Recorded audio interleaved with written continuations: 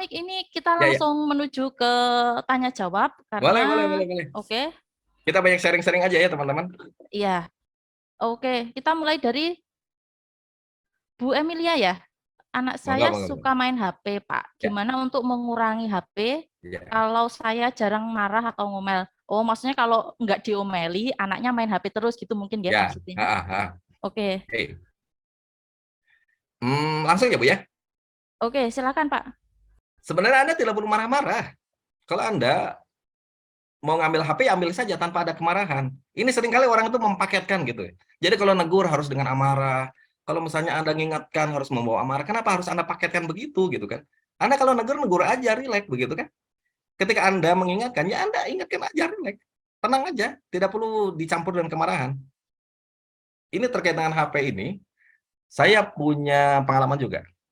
Terutama anak saya yang empat-empatnya juga terpapar HP juga. Sempat terpapar HP tahun kemarin, teman-teman. Dan saya lakukan adalah, saya membawa HP itu dengan penuh senyuman. Waktunya udah selesai, HP 1 jam, kan janji 1 jam, begitu kan. Ya udah saya ambil aja dan kepala dingin, kenapa harus pakai amarah?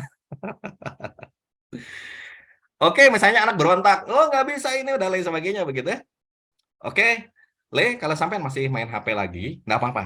Kamu lanjutkan, tetapi sorry to say, kamu besok tidak akan dapat uang jajan, dan kamu juga tidak akan dapat fasilitas HP. Dan saya ngomongnya tuh dingin sekali, biasa aja, relax, begitu ya. Tetapi yang paling penting sebenarnya bukan pada amarah, bukan pada itu ya, bukan, itu nggak penting. Yang paling penting adalah Anda walk the talk. Anda harus mengamalkan, Anda harus melakukan apapun yang Anda omongkan.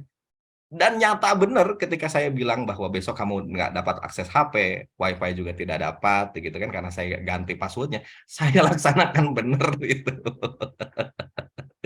Akhirnya kemudian anak saya itu nangisnya luar biasa. Oh enggak, saya cuma lihatin aja begitu. Memang terluka juga, memang tidak nyaman juga. Ya Allah, ada kok nangis begitu kan. Tetapi kalau seandainya kemudian saya memberikan lagi keringanannya, udah nanti ya kamu harus janji ya, harus tepat janji ya. Tepati janji kamu ya. Ya, ya, ya. Toh. Dan saat yang sama, anak itu juga belajar bahwa ini bapakku ini kalah, ayahku ini kalah. Dengan tangisan-tangisan saja kalah begitu kan. Jadi kurang lebih begitu teman-teman ceritanya. Jadi ini bukan tentang amarah, tetapi bagaimana Anda bersikap dingin, bagaimana caranya Anda bersikap rileks terhadap apapun yang dilakukan oleh anak Anda. Jadi kalau mau ngambil, ambil aja. Kalau memang mau berhenti, ya udah berhenti aja. Kalau memang ganti password saja tanpa perlu amarah. Rileks teman-teman semuanya. Kan kita juga sudah hidup 30 tahun, 20 tahun. Kenapa nggak rileks juga ya menghadapi kehidupan begitu. Begitu teman-teman. Oke, selanjutnya dari Xiaomi. Silahkan.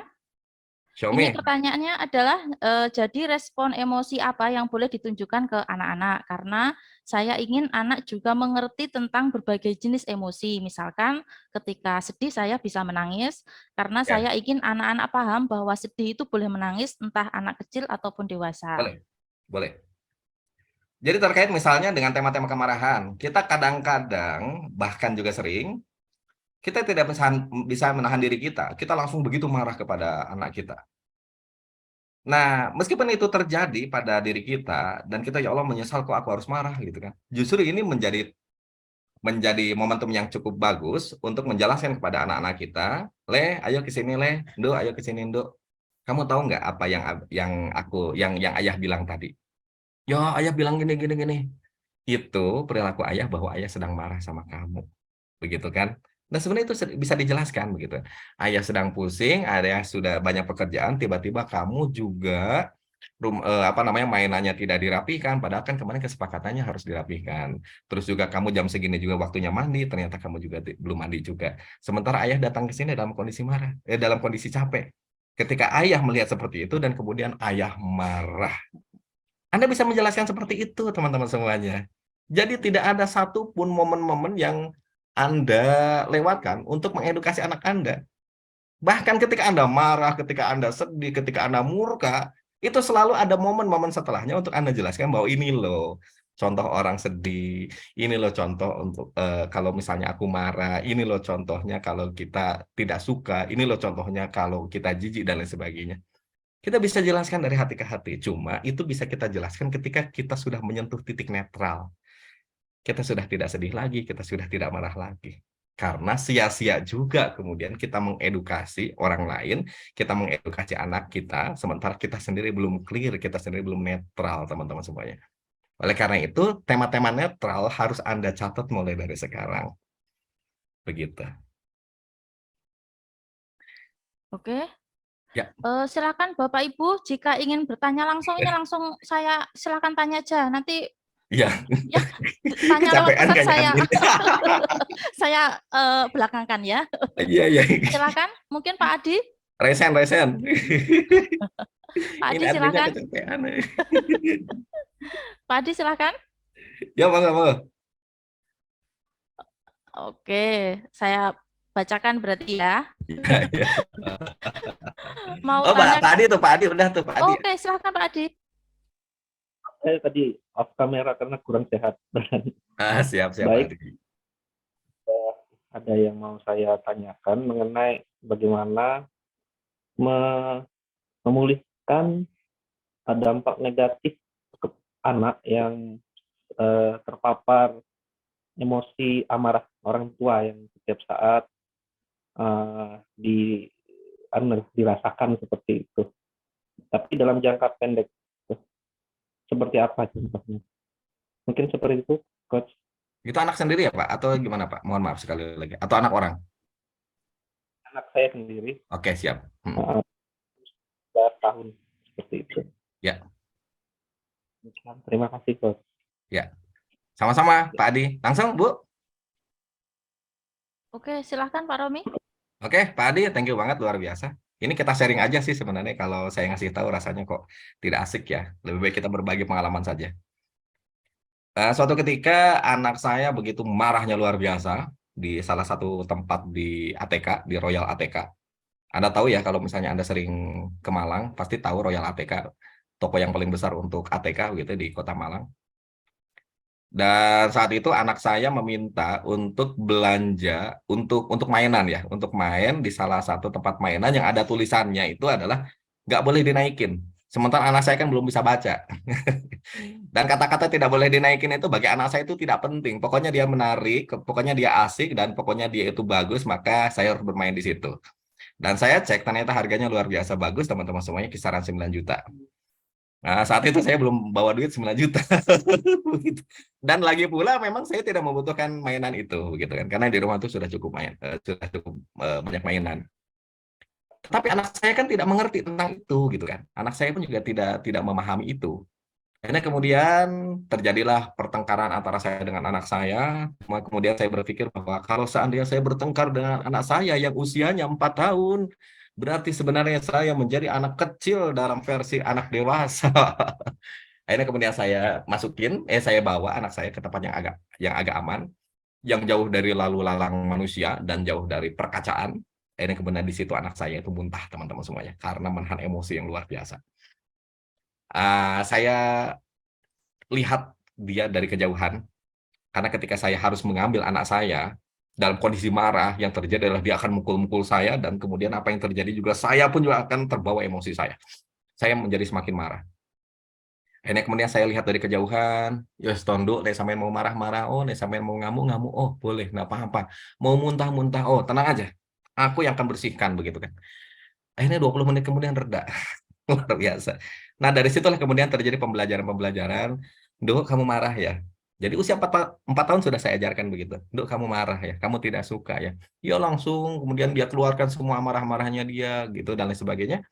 Akhirnya kemudian terakhir, Duk, kamu mau marah-marah lagi apa enggak sama aku? Dia bilang aku nggak mau. Akhirnya minta maaf. Nah, hal yang sama saya kira ketika seorang ayah marah dan kemudian terpapar dan anaknya terpapar dan kemarahan-kemarahan yang terjadi pada terpapar kemarahan-kemarahan orang tuanya, maka baiknya kalau kemarahan-kemarahan itu begitu intens untuk hal-hal yang sekalipun, untuk hal-hal yang ternyata kok hal kecil pun juga membuat aku marah ya, maka saya kira tidak ada salahnya kalau misalnya segera untuk berangkat kepada ahlinya. Kayaknya ini aku ada suatu hal yang harus aku bereskan deh di masa lalu aku, begitu kan. Karena kalau akarnya tidak pernah dicabut, maka teman-teman semuanya pohonnya itu akan senantiasa muncul. Ketika akar kemarahannya itu tidak ada cabut, maka bisa jadi kemarahan itu akan terus hadir begitu kan. Karena itu ada pola-pola inner child. Dan apa yang harus Anda lakukan, teman-teman semuanya? Anda baru bisa diskusi, Anda baru bisa ngobrol dengan anak Anda ketika Anda sudah benar-benar netral. Jangan kemudian Anda ngobrol dengan anak Anda itu dalam kondisi marah. Karena kenapa? Karena ada kecenderungan kita ini akan menggurui anak. Nah, sampean tahu kan kalau kamu tidak manut sama aku, apa yang terjadi? Aku pasti marah kan?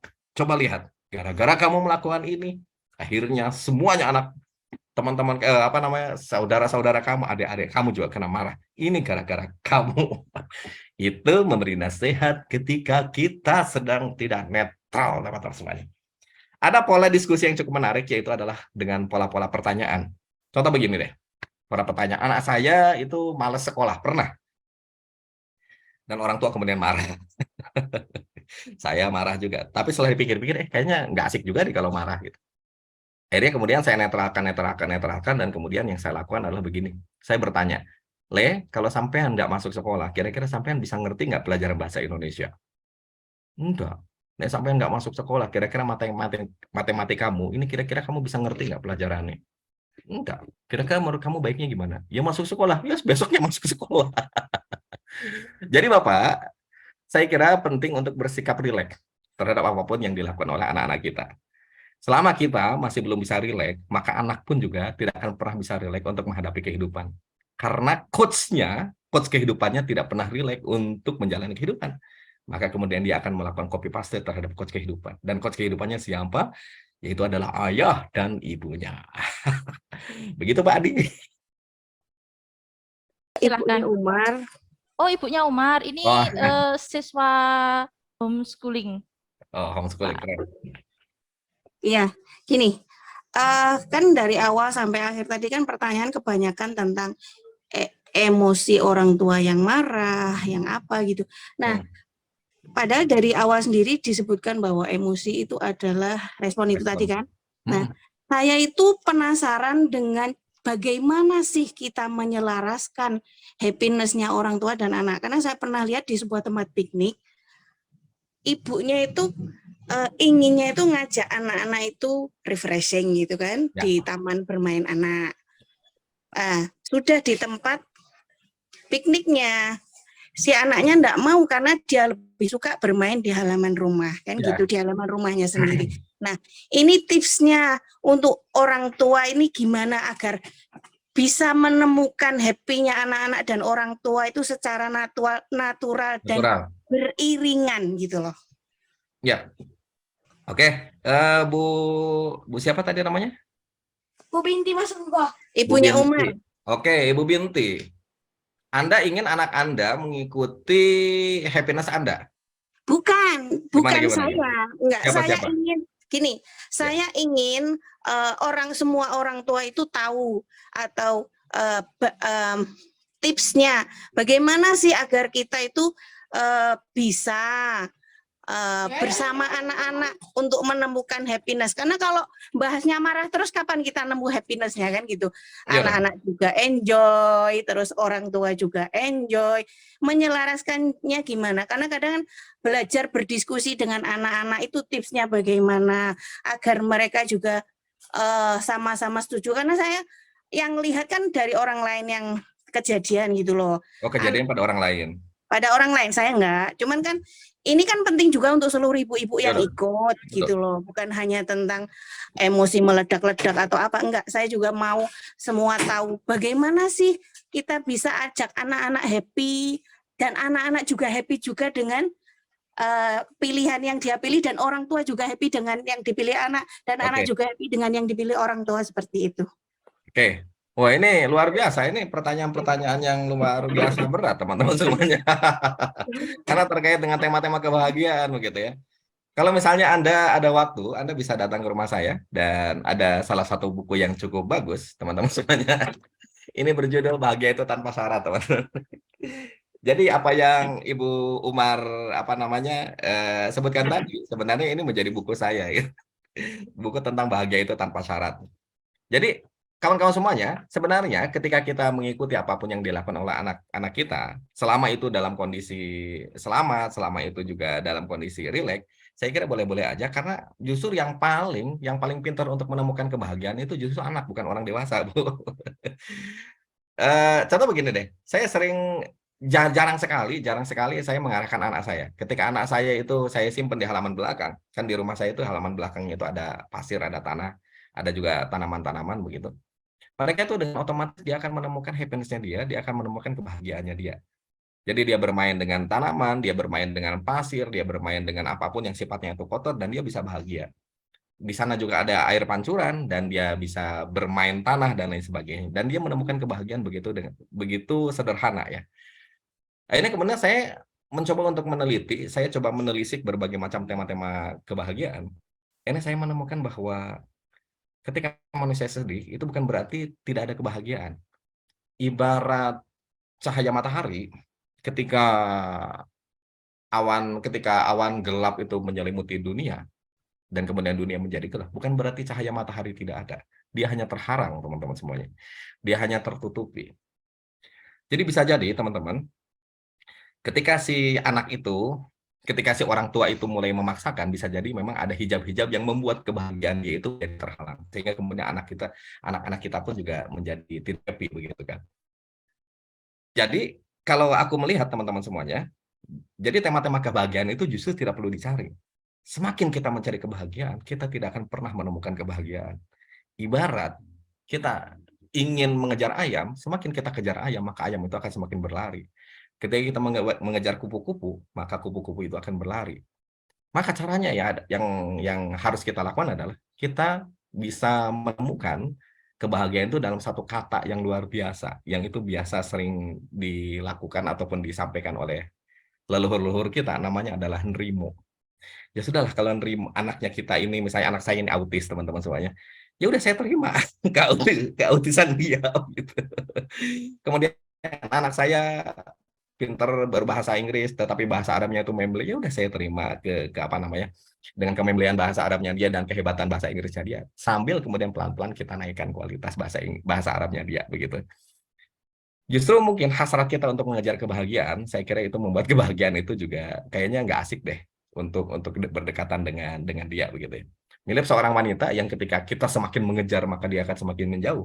Maka yang harus kita lakukan adalah dengan cara mengundang kebahagiaan itu datang ke dalam diri kita. Caranya bagaimana, teman-teman semuanya? Nerima. Itu cara yang paling asik untuk apa namanya? Untuk mengundang kebahagiaan. So, terkait dengan apapun yang terjadi pada anak kita, kira-kira bagaimana supaya selaras? Ya sudah, kita terima anaknya maunya bagaimana, selama itu tidak membahagiakan, selama itu tidak tidak mencelakakan, selama itu mengandung unsur edukasi, ya sudahlah. Aku berada di sebelah kamu, bahkan untuk anak, pada saat-saat tertentu, aku tidak lagi di sebelah kamu, tetapi aku di belakang kamu. Ayolah kamu main kemana, selama itu aman, aku ada di belakang kamu. Kamu tumbuh dewasa, kamu terbang kemanapun, kamu berlari-larian boleh, kamu berguling-guling boleh. Tapi aku tetap, I see you, aku melihat kamu dari kejauhan. Dengan cara demikian, teman-teman semuanya, maka dia akan hadir keberanian yang sangat luar biasa pada diri anak. Dan itulah esensi dari kebahagiaan. Begitu kurang lebih, Ibu Umar. Oke, terima kasih. Karena saya juga ingin ibu-ibu yang lain juga bisa menerima bahwa anak-anak itu juga punya keinginan, anak-anak juga punya inisiatif, dan lain sebagainya. Terima kasih. Sama-sama. Luar biasa. Oke, terima kasih Bu Mar. Closing statement yang sangat luar biasa, teman-teman semuanya. Jadi, ketika di luar sana banyak hiruk pikuk, ketika di luar sana itu banyak keramaian-keramaian yang itu mendistrak fokus kita, mendistrak berbagai macam kedamaian batin kita, maka saya sangat merekomendasikan kepada panjenengan semuanya untuk sesekali melakukan hening. Hening itu adalah salah satu cara yang biasa dilakukan oleh orang saat ini sebenarnya. Orang-orang dulu sebenarnya udah biasa, tetapi kemudian dibuatlah beberapa cara yang cukup sistematis yang dinamakan sebagai hening. Hening itu adalah bukan Anda menghilangkan diri ataupun juga Anda melarikan diri dari kehidupan, bukan. Tapi tentang menjaga tangan kita itu supaya tidak banyak scroll HP, ya teman-teman semuanya. Ayo, kalau nggak percaya Anda scroll aja selama 5 jam, insya Allah pikiran Anda akan sumpek, teman-teman semuanya ya. Akan ruwet hidup Anda. Nah, Salah satu cara yang biasa dilakukan oleh orang-orang dahulu itu ayah-ayah kita lah. Kalau sudah maghrib kan diem gitu kan di teras gitu, nggak ngapa-ngapain atau juga ngaji gitu, nggak ketemu sama orang lain, cuma ngaji gitu kan. Setelah itu kemudian setelah ngaji pada isya kemudian nemenin anak-anak belajar, setelah itu ditutup pintunya dan kemudian lampu dimatikan, tidur serilek gitu teman-teman semuanya. Saya kira cara yang paling pas untuk menghadapi kesemrawutan di hari ini, apalagi kalau kita melihat anak-anak dunia ya hari ini semakin banyak sekali fenomena kenakalan yang terjadi pada anak-anak dan lain sebagainya, maka kawan-kawan semuanya sesekali coba kalau memang merasa ya Allah ini kok ruwet banget ya, kok ini semrawut banget ya, kok aku hektik banget ya, maka Anda sudah saatnya untuk berhenti untuk scroll HP Anda dan segera pegang apa namanya wirid Anda bersolawatlah kepada Kanjeng Nabi, Anda beristighfarlah tanpa harus terdesak dengan HP. Adapun kalau misalnya Anda bagaimana dengan HP Anda kalau ada yang mau telepon, silahkan Anda telepon. Kalau Anda dikontak, Anda angkat. Kalau Anda di-chat, silahkan Anda balas. Tetapi Anda jangan scroll HP, Anda jangan lihat YouTube, Anda jangan lihat TikTok, dan sebagainya. Jadi, Anda ketika selesai, simpan. Anda dengan diri Anda sendiri, Anda jadi manusia seutuhnya, yang ada pikirannya hari ini ada di sini, menit ini juga di sini, pikiran Anda, hati Anda, batin Anda menyatu dengan tubuh Anda, tidak kemudian hati Anda di sini, pikiran Anda kemana-mana. Nah, itu menjadi semakin semrawut. Dan itu adalah cara tercepat untuk memperbaiki emosi kita, untuk memperbaiki kebahagiaan kita, kalau kata Ibu Umar begitu. Itu cara yang paling cepat. Insya Allah satu hari pun juga dapat, insya Allah begitu ya.